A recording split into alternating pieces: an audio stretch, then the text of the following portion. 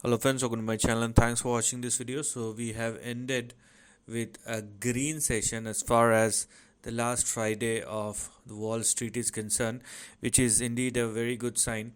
And instead of all the volatility and against all odds, market has performed quite well. So this is how things work. Okay, if you too much focus or if you simply focus on the news, maybe you will miss the price action, which is the most important thing. It's not about what you and I are thinking, it's about what the price or how the price is behaving.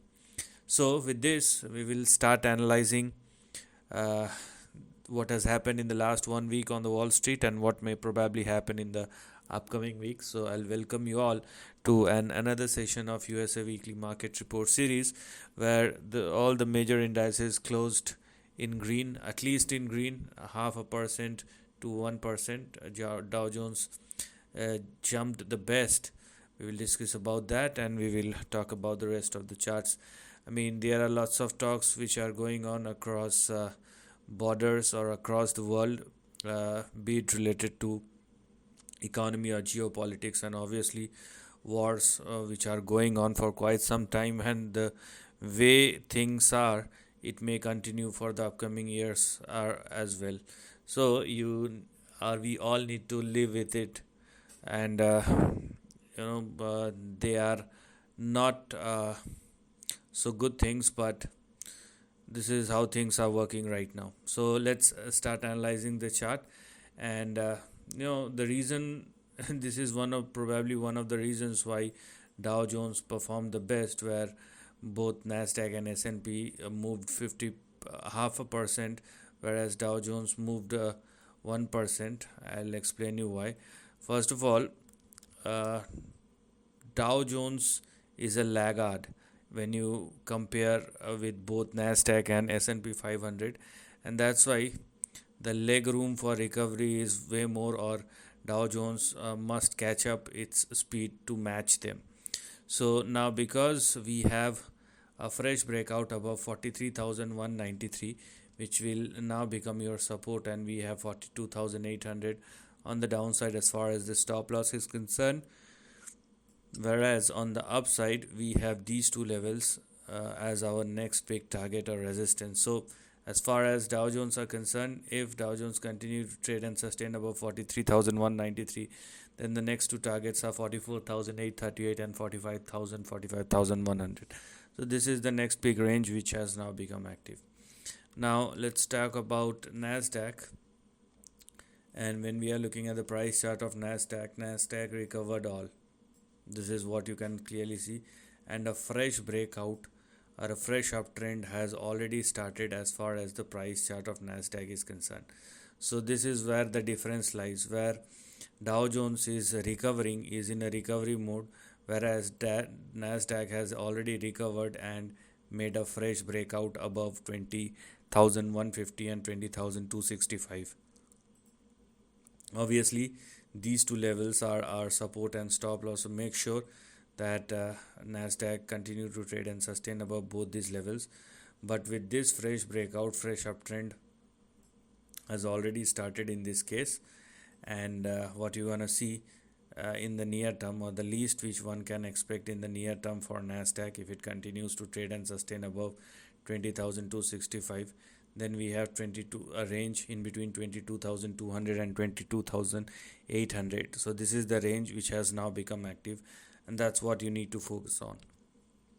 As far as S&P 500 is concerned, it is indicating the same kind of structure, where we have a fresh uptrend after the breakout that has happened in S&P 500. So these are the two levels, the resistance level at or above which the breakout happens for S&P 500. So they are now your support and stop loss. So for S&P 500, you must make sure that this index is trading both above 6,100 and 6,160, and if it will continue to do so, which it is right now, then the range which has now become active may push S&P 500 somewhere in between 6,700 and 6,800, moving forward. So this is the next big range which has now become active as far as S&P 500 is concerned. So one thing is clear across the indices, and they are all moving higher. Okay, maybe for recovery and maybe for a fresh uptrend. Now let's talk about the important factor which is driving these moves, and that is uh, the dollar index. Dollar index, I mean, are indeed creating some very marquee lows, and uh, if you are looking at dollar index, it is obviously good for the equity market, because now it's uh, it has already made a range breakdown, as one can clearly see. So it's been trading above these two lines for the last 3 years, and 101 and 99.6. So they were your support range in the last 3 years, and now we have a breakdown above both these levels. And one more level is also gone. You may add this level, which is also acting as a near term support, and I'm talking about 97.91, or I would say 98. So now dollar index is trading above all these three levels, and if it will continue to trade below 98, then the next big range, support range, which has now become active, may push dollar index somewhere in between 89.75 and 89.19.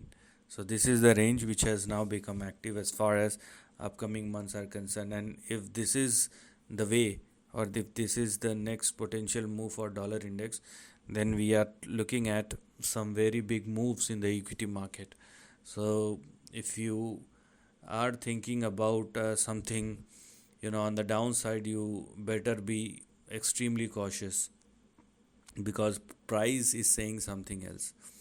Now apart from that, let's talk about gold, because it's been in a consolidation or some sort of correction.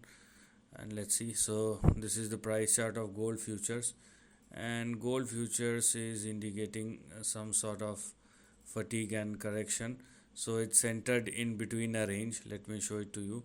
So this is the range which has now become active, and there is a near term correction, but I am not going to call this as a crash unless some very important criteria are satisfied over here. But because of this correction and dollar index, obviously risk on mode is back, and right now the next big support for gold futures will be 3128. Okay, and on the upside we have a resistance in between 3452 and 3484. So you have to stick in between this range unless we have something big as far as correction is concerned. So there is a range, and you have to oblige the range. That's what you're going to look at. Apart from that, the last week star was WTI crude futures, because of some very humongous moves which we have seen. I mean, it went up to 77 and now closed at 65. Okay, so some very big and bold moves happened, and everything settles out. Now these are some of those things where forecasting, I'm not going to use the term predictions, because it's a very, I mean, difficult word for commodities which are not only, looking at the price we can talk about the trend, but there are so many variables which are working over here. It's very hard to do that. We cannot predict these kind of moves, right? We can predict the levels and all, but we cannot say that one day it will go up to 77, and then because of certain news it will started crashing down or moving down. I mean, we have seen a fall of 16-17% in a very quick time. So this is the kind of impact we have. So things will remains the same, instead of whatever price action we have, that crude WTI crude futures, we have 67 and we have 61 as our two important support level, and if it continue to trade and sustain above 67-68, then you can expect an upside but if it somehow falls below 61.90 or lower, there is a reason to call for a downside once again. Now let's talk about the VIX, because it has fallen quite substantially, so it will also give us certain indicators. So as far as CBOE, you can clearly see it is now 16. Once it started trading below 15 or lower, or 14, in the range in between 13 and 15 is something which one should look at. So once it falls below 15, and most importantly below 13, I mean, you will see some very stable moves as far as the overall stock market is concerned, or equity market is concerned. And now, because VIX is trading below 17, which is a good sign, and the next two big supports will be 14.16 and 11.7, which simply indicates that now you will see further uptrend and some very stable moves across the equity market if you're looking at the broader market. Okay, so just follow the price, and closing higher on weekend instead of all the geopolitical and geoeconomical development, indicating a kind of, or a sign of strength. It is not a sign of weakness, so please understand it. This is the end of the video. Thanks for watching.